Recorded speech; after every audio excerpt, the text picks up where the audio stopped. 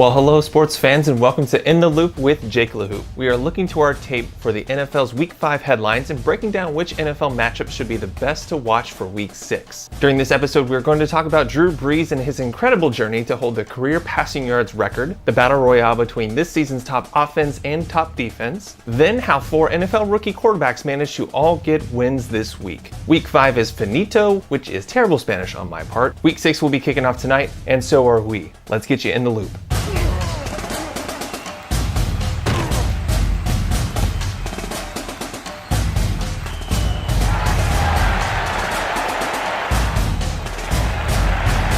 This has been a year to remember for Drew Brees, capturing the career completions record 2 weeks ago and taking down the career passing yardage record previously held by Peyton Manning, who also shared this video with the world. Peyton, FYI, Drew Brees just broke your record.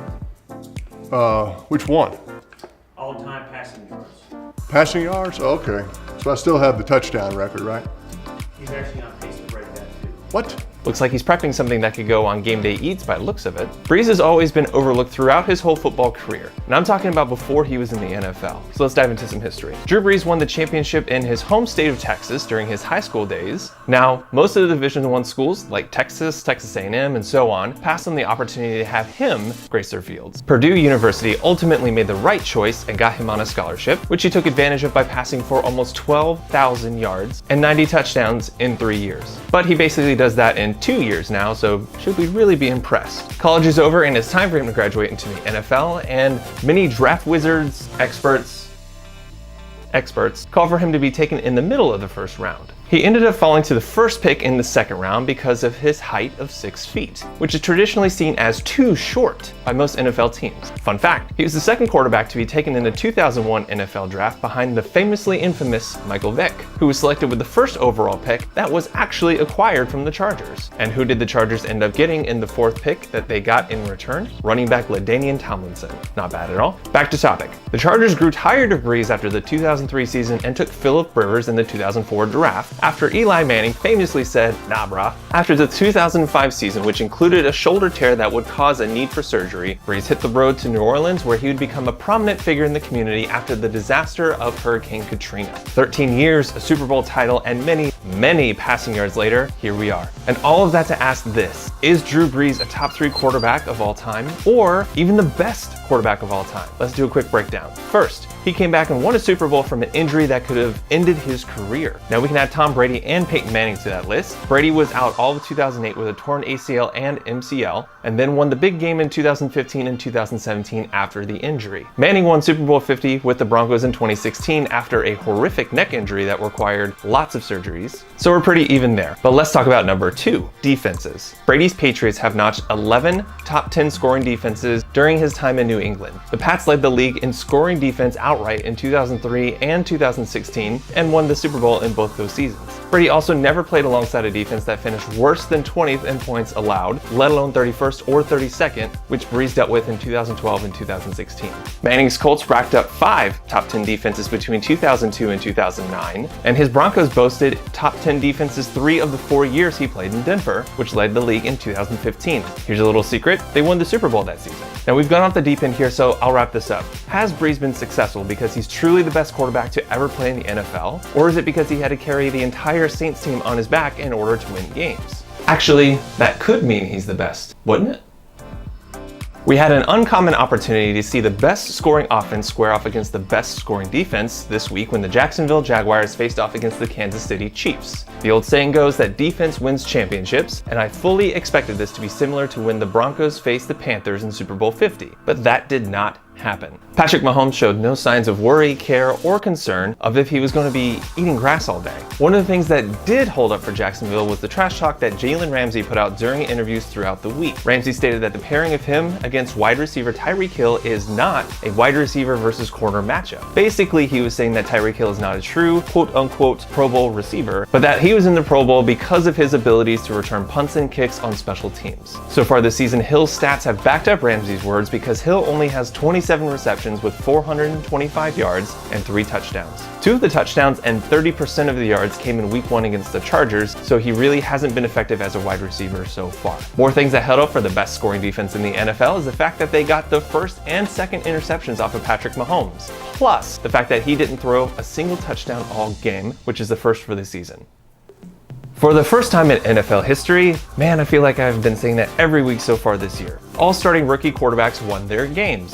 So let's take a look at each. Josh Allen. Let's be clear on this one. Josh Allen did not win this game for the Bills. He had 82 passing yards, no touchdowns, and an interception to complete the game. Okay, he did run for 14 yards for a touchdown in the first quarter, but he is a quarterback that was taken with the 7th overall pick in this year's draft. He should be passing for touchdowns. The Bills defense and Steven Hauschka, who kicked a 40-yard field goal in the third quarter and a 46-yard field goal as time expired, basically won the game for them. Now, Bills fans, don't break out the Jim Kelly pedestals and put this kid on him just yet. Sam Darnold. A game that was highlighted more by a running game than anything, Darnold did quietly throw for 3 touchdowns in a game that ended up being a beatdown of the Denver Broncos. He only completed 10 passes with, again, 3 of those being touchdowns, so that means he only completed 7 passes that helped his team move up the field. But who needs to complete passes when your running game has 2 runs for over 75 yards and also sets a franchise record for most rushing yards in a game with 219. Baker Mayfield. Facing their bitter divisional rival, the Baltimore Ravens, Baker Mayfield was able to orchestrate 342 passing yards on what has been a stout defense. There was some poor decision making throughout the game, but that will get better over time and experience in the NFL. So far, Mayfield has led the Browns to 2 wins and a tight loss in overtime against the Raiders last week, so he seems to be acclimating well so far. Josh Rosen. His pass seems really close to what the Jets are doing with Sam Darnold, but with fewer touchdowns. 10 completions off of 25 attempts, 1 touchdown, and no interceptions. Besides a 1-play 75-yard touchdown throw, which was in the air for 53 yards, it was a David Johnson and defensive show for the Cardinals. Now we're only 5 weeks into the season and the Fantastic Four. Can't say that. Quintessential quad pod? Sure. 5 weeks into the season and the quintessential quad pod seem to be setting themselves from the other great quarterback drafts of all time. And we'll check back in at the end of the season to see how this draft compares to the rest. With those headlines in the book, let's look at the best offensive and defensive productions from last week. Starting with the offensive side, we are junking the concept of only covering one offensive team because we haven't had that happen so far this year. It's always been 2 teams going at each other, creating wonderful stats for us to dissect. Here we go. Our best offensive performances come from the quarterbacks from the old and from the new. Eli Manning and the Giants came into town and tried to take down Cam Newton and the Panthers in Carolina. Both teams combined for 782 total yards, 5 touchdowns, and 4 interceptions. The running backs for each team did better as pass catchers than runners, with Saquon Barkley and Christian McCaffrey both having a receiving touchdown. Barkley's came from an unlikely source of Odell Beckham Jr. in the second quarter in an attempt to fire up an offense that really wasn't producing much on the scoreboard so far. All of Manning's touchdowns came in the second half, and more specifically almost halfway through the fourth quarter. The last touchdown came with a minute left in the game, but Cam Newton drove the Panthers offense down the field and allowed Gano enough time to tie an NFL record with a 63-yard kick to win the game. Ball is placed down. Gano from 63 yards out. It is good! Our best defensive performance came from the catch-up field in Pittsburgh, where the Steelers dominated Matt Ryan and the Falcons. Ryan was sacked 6 times, with one ended up being a fumble that was returned for a touchdown. The Steel Machine also held the prolific running back Devonta Freeman to only 32 yards and no touchdowns.